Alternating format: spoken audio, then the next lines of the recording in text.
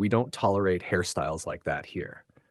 This is not a zoo. That wild mess has no place in my classroom. It's coming off now." The shrill, hateful words echoed through the stunned classroom, a chilling command that preceded the cruel, buzzing sound of clippers. It was the climax of a week-long campaign of psychological torment against a new student, Alara Vance. The teacher, Miss Albright, had started her persecution on the very first day, seating Alara at the back of the class despite her nearsightedness, with a cutting remark about not wanting to see her face. She had followed that up by giving Alara a 0 on a brilliant essay, accusing her of plagiarism and refusing to believe a girl like her could possess such a vocabulary. Now, with a pair of clippers in her hand, the teacher was about to escalate her prejudice to an act of physical and emotional violence, a final, monstrous display of power that would expose not only her bigotry, but also her profound ignorance. If you believe that a child's dignity is a sacred trust and that schools should be a place of safety and respect, please like this story and subscribe for more content that champions equality and justice. And before we go back to the very beginning, where are you watching from? Drop your city or country in the comments. We'd love to know. Alara Vance and her family moved into a new neighborhood, a quiet, tree-lined street that promised a fresh start. It was a beautiful home, with a big backyard and friendly neighbors who waved as they drove by.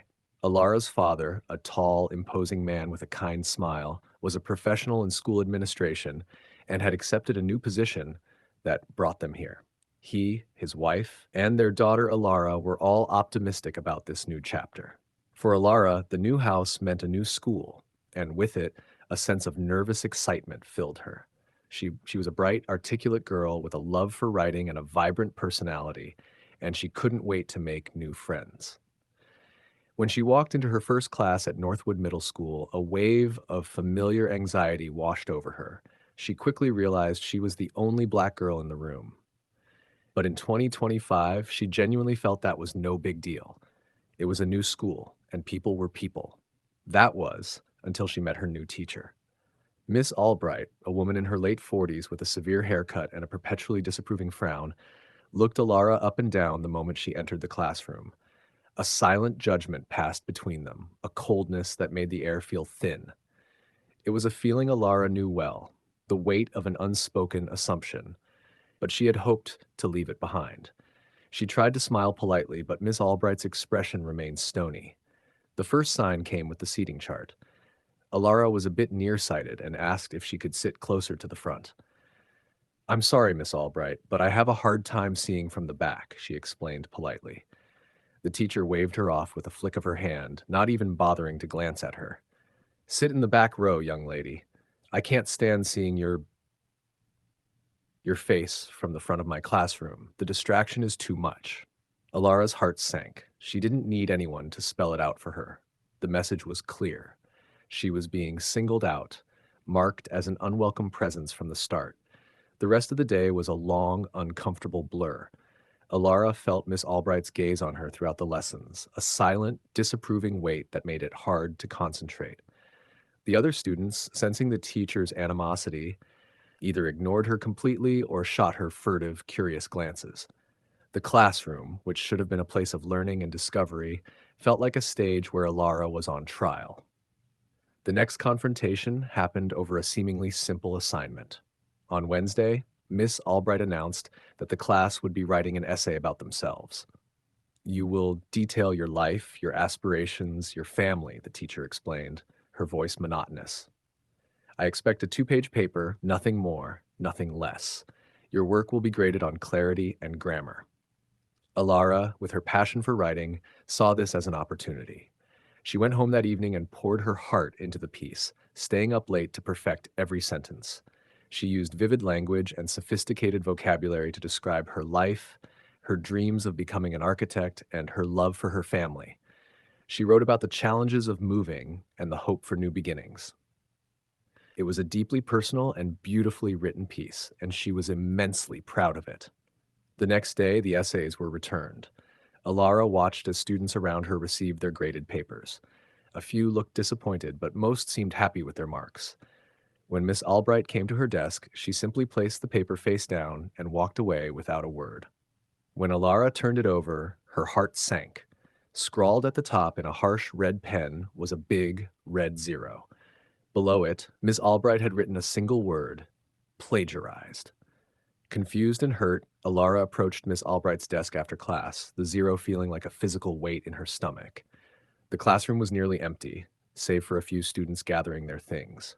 Miss Albright, I don't understand why I got a zero on my essay, she said, her voice trembling slightly with a mixture of pain and disbelief. Miss Albright barely looked from her desk, her voice a low, dismissive hum. There is no way a girl like you wrote this, she said with a condescending wave of her hand. The English grammar, the vocabulary, it's all too much. You obviously plagiarized it. The accusation, so casual and baseless, felt like a slap. But I didn't, Alara protested, a hot flush of shame rising in her cheeks. I love to write. I wrote every word myself. You can't just accuse me of that without proof. The teacher finally looked at her, a sneer on her face, and her eyes held a cruel, challenging glint. Fine. You claim you wrote it? Tell me what this word means, she said, pointing a sharp, red-tipped finger at the word gratuitous in the essay. She expected Alara to stumble, to be exposed as a fraud in front of the few students still lingering in the classroom. Alara didn't hesitate. She looked directly at Miss Albright and said, "It means something that is uncalled for or without a good reason. Like your comment just now." A hush fell over the classroom. The few students who were left paused, their movements stilled, their eyes wide. Miss Albright's sneer disappeared, replaced by a flicker of pure annoyance. She had been publicly and intelligently rebuked. "And what about this word?" she challenged, her voice now sharp with a thinly veiled anger, pointing to a completely different word that wasn't even in the essay. "Meticulous. What does that mean?" She was desperately trying to regain control of the situation. "Meticulous?" Alara replied, her confidence growing. "It means to be very precise and thorough. It's the kind of precision my father tells me to use when I'm writing, so I'm very familiar with it."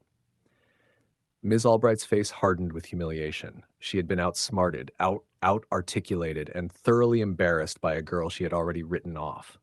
She had no more words.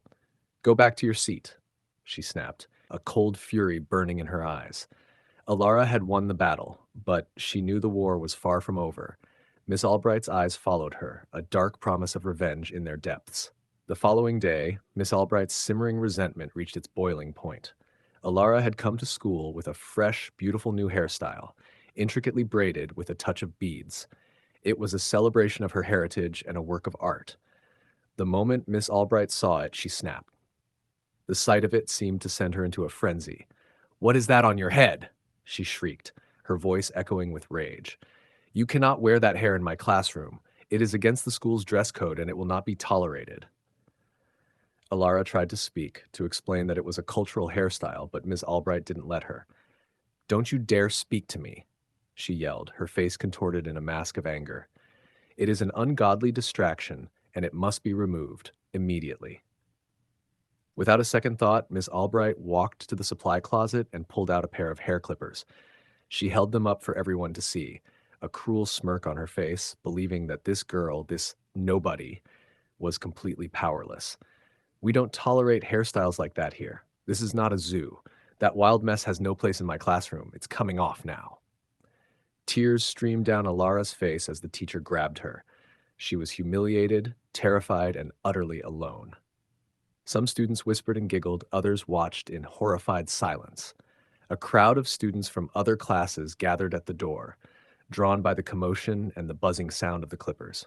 Miss Albright, fueled by her own twisted sense of power and rage, began to shave Alara's hair, clipping away a piece of her identity with each cruel buzz. Just then, a tall, imposing figure pushed his way through the crowd at the door. He was a black man in a sharp suit, and his eyes, filled with confusion, scanned the chaotic scene. He was the school's new principal, starting just that week, and he had come to the classroom for an informal visit. His confusion quickly turned to a look of utter horror as he took in the sight of the teacher holding clippers, Alara in tears, and a patch of her beautiful hair on the floor. "Stop! At once!" he roared, his voice a thunderclap that silenced the entire room. Miss Albright froze, the clippers buzzing in her hand. She turned to face him, a defiant look on her face. I'm sorry, Mr. Davis, but this student's hair is against the dress code. I am simply enforcing the rules. The new principal, Principal Davis, walked slowly toward her, his face a mask of grief and fury. He stopped in front of Alara and gently wiped her tears, his large hand trembling with a mixture of love and unspeakable rage. The sight of his daughter, humiliated and broken, was almost too much for him to bear. You, he said, his voice a low and dangerous growl, his eyes fixed on Miss Albright, have done something wrong on so many levels. He then looked at the shocked teacher, his voice rising again. Not only are you a racist and a bully, but you have the audacity to do this to my daughter. Miss Albright's smug expression evaporated instantly. She stumbled backward, her face ashen as the full weight of her monstrous mistake crashed down on her. The person she had so casually dismissed, the family she had assumed was powerless, was the one person who held her professional fate in his hands. Principal Davis immediately fired her right there in the middle of the classroom. He then took Alara in his arms, promising her that this injustice would not go unpunished. He then turned to the phone in his hand and said with cold clarity, "This is Principal Davis. I need to report a hate crime. My daughter has been assaulted by a member of my staff."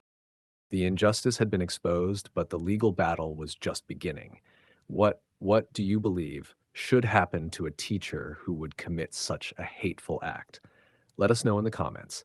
If you believe that a child's dignity is a sacred trust and that schools should be a place of safety and respect, please like this story and subscribe for more content that champions equality and justice.